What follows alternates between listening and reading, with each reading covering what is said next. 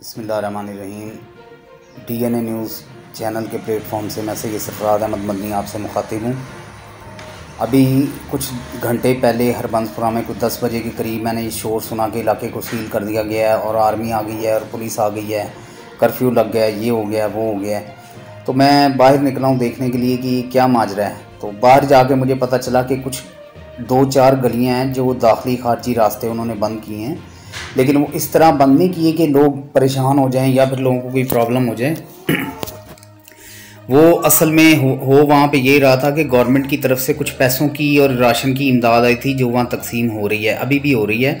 ये अब तकरीबन कुछ 4:30 बजे का वक्त हुआ है। 9-10 बजे से वो लोग जो है ना, रेंजर्स वाले, पुलिस वाले और पाकिस्तान आर्मी वाले, ये वहाँ मुसलसल ड्यूटी कर रहे हैं और लोगों को जो है राशन तकसीम किया जा रहा है। तो मेरी आप लोगों से दरख्वास्त है कि आप सबको पता है कि हालात मुल्क में कैसे चल रहे हैं, उसके ऊपर लोग अफवाहें झूठी फैलाते हैं, इदारों को बदनाम करते हैं। ना तो पुलिस ने किसी से बदतमीज़ी की है, ना पाकिस्तान आर्मी वालों ने किसी से बदतमीज़ी की है, ना रेंजर्स वालों ने बदतमीज़ी की है।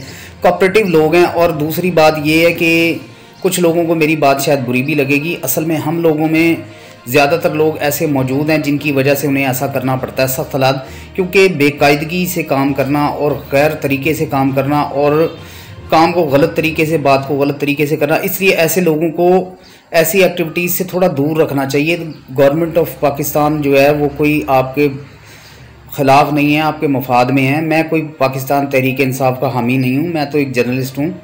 तो मेरा काम है आप लोगों को सही बातें बताना। आप यकीन करें कि गवर्नमेंट की पॉलिसियों को सब कोसते हैं, लेकिन अपने अंदर कोई झांक कर नहीं देखता कि वो बुराइयां कहाँ पर और क्या कर रहे हैं।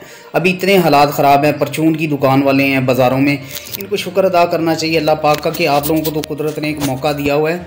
जहाँ इनकी सेल, इनके पास 10 लोग आते थे, अब इनके पास 200 लोग आ रहे हैं और उसमें अक्सर और बेशतर लोग ऐसे हैं जो 100 वाले, जो ईजी लोड के इसके बैलेंस के कार्ड हैं, ये मोबाइल कार्ड हैं, 100 रुपये वाला वो 120 रुपये तक फ़रोख्त की है उन्होंने, और अभी भी कर रहे हैं कुछ लोग जो अशिया खुर्दोनोश हैं वो बहुत महंगी फ़रोख्त कर रहे हैं। तो क्या हम लोगों की ज़िम्मेदारी नहीं बनती कि हम भी जो है वो दूसरों को की तरफ उंगली उठाने से पहले ये देखें कि हम कौन सा काम अच्छा कर रहे हैं और कौन सा बुरा करें। तो खुद मेरी आप लोगों से भी दरख्वास्त है कि आप खौफ खुदा करें, आपको इन बातों के होश के नाखुन लें। आप जो है लोगों को बजाय रिलीफ देने के, गरीब लोग हैं, वो आपके मोहल्लेदार हैं, इलाकेदार हैं, आप उनको महंगी चीज़ें फ़रोख्त कर रहे हैं, गैर मेयारी चीज़ें फ़रोख्त करें। बराए मेहरबानी ऐसा ना करें और ऐसे ही खामखा अफवाहों पर कान ना धरा करें और अपने घर बैठे नतीजा अख्ज़ ना कर लिया करें कि गवर्नमेंट ये बुरी है या फ़लाँ इदारा बुरा है। ये बेचारे ड्यूटियाँ कर रहे हैं, हम इनकी, मैं कुछ चमचागिर नहीं है,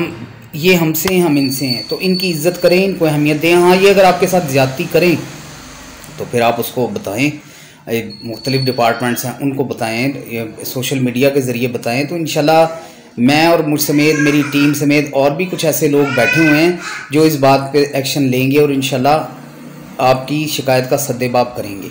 बहुत शुक्रिया। असल इबादत वही है जिससे दिली सुकून हासिल हो। सुकून क़ल्ब के साथ हकीकी मानों में उम्रा करने के लिए सबसे काबिल एतमाद और गवर्नमेंट से मंजूर शुदा एजेंसी आज़ाद मिल्लत एयर ट्रैवल्स कोटला 14, 21 और 28 दिन के उम्रा पैकेजेस, तमाम एयरलाइंस के टिकट्स और visit visa services. Azad Millat air travels, main road, Kotla, Arab Ali Khan. MD Naveed अकरम।